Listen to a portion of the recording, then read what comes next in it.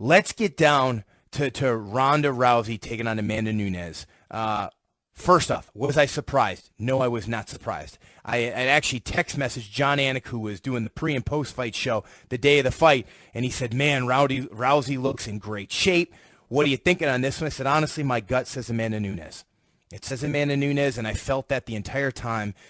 Number one, it is very, very difficult for a fighter like Ronda Rousey to have that much time off and then come back against a lady like Amanda Nunes, who has been doing outstanding, consistent, and in a rhythm in fighting. Okay, I mean, when you take that much time off in a fight, there's a lot of things mentally you've got to overcome. So I was not surprised by it. I've read and I've listened to some of the reactions to this fight, and I differ a little bit from a bunch of them. There's a lot of people I feel that are talking about this fight, and they're breaking it down like this fight went on for a couple of rounds. It was 48 seconds, folks. So when people are calling in and they're making these comments on Ronda never did this or she didn't do that, guys, in the first 15 seconds of this fight, she was blasted with a straight right followed by a left jab and rocked her head right back in the first 15 seconds of the fight. Okay? Let me tell you something. When you're in that octagon, and even more so than when you have the kind of layoff that Ronda had, very long layoff, right? The first 30 seconds, even sometimes the first couple minutes of a fight, is almost like an out-of-body experience.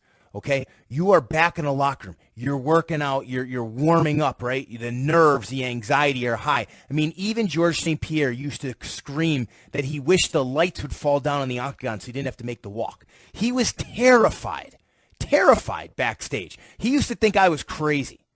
And this isn't like in the beginning. This is GSP throughout his entire career, was terrified of the fight. Cowboy Cerrone used to hate the fight, still deals with a ton of anxiety. That's why he fights every other month, so that he can get used to it, get more in rhythm. When you fight often, 3 to 4 times a year, you start to get used to that anxiety, and you are now in a rhythm, and you settle into the fight quicker.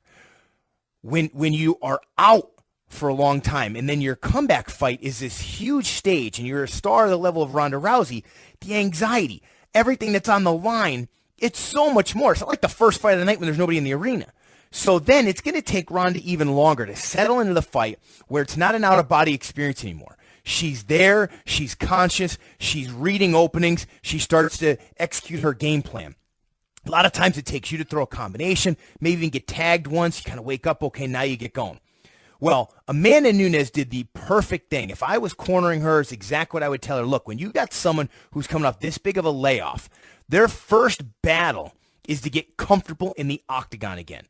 You jump them and make sure that that doesn't happen. Jump them, pop them in the mouth, make them immediately start to doubt themselves and doubt their return and why they're in there. Capitalize on all the anxiety that they have because they haven't been in that octagon in a long time. And Amanda Nunes did just that. She popped her right in the mouth, and then she tagged her again and tagged her again. Ronda could very well have gotten rocked with the first combination that hit her. She got hit hard, her head snapped back, and sometimes when that happens, your ears start ringing, you get a little bit buzzed, and that will then take you many seconds, sometimes 30, even a couple of minutes, to settle back down and into the fight. So I think some of the criticism of she thought she was a striker, she didn't go back to her roots as a judoka, and all this other stuff, guys, that is all pure speculation. There just wasn't enough time in that fight to make that statement and make it a fair statement. I really do. I think more credit should be given to Amanda Nunes for going out there and jumping her right away, for saying, you know what, I'm going to exploit this right away. I am not going to let you get your hands on me. She finished her first beautiful combination with the jab, which really allows you to maintain distance and range and get them off of you, because Ronda tried to grab her, tried to get a grip on her at that point, took that away from her immediately. I think we have to give more credit to Amanda Nunes, her game plan, and what she did coming out there confident and knocking any confidence whatsoever, any consciousness out of the head of Ronda Rousey quickly, so that she never got comfortable in there. She was never able to settle in that fight and feel like she was at home. The other thing that I think is getting misplaced is not to take away any of the accomplishments of what Ronda has done.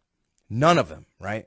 but the lofty expectations are tough because at the time that she was smoking everybody, right, in the first minute, outside of Sarah McMahon, she was beating women that athletically were nowhere near her caliber. I mean, there were only 20 to 30 women, in the world really doing this sport, at that level. And I wouldn't even call it a world-class level yet, right? And her already being an Olympian who's training her whole life is now taking on mixed martial artists who've only been doing it for like 5 years. That's a massive, massive advantage. Massive advantage. So this was bound to happen. At some point, there was going to be a big fall here when she ran into Holly Holm.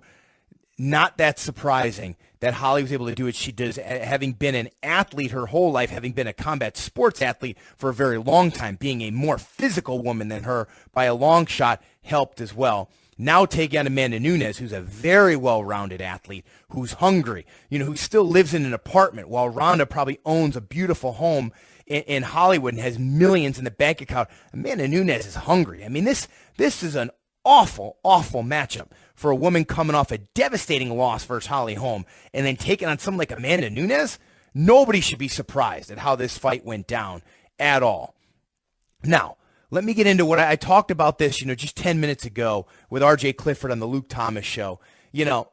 I think a lot of other people's takes on the aftermath, right? How Ronda handled the defeat, and people are trashing her. I'm not saying that she deserves to be applauded or that she even deserves to be defended for her antics afterwards. But I also just don't think it's that inconsistent with who she is. When she lost to Holly, she flew into LAX airport and covered her face with a pillow, right? Now, to her defense, no fighter up to that point has ever seen even remotely close the level of media attention that she had to deal with. Nobody. So it's a much bigger fall from grace for her, obviously. But I just don't think her behavior is that inconsistent with who she is. I think she's being honest. And not everybody handles losing very well.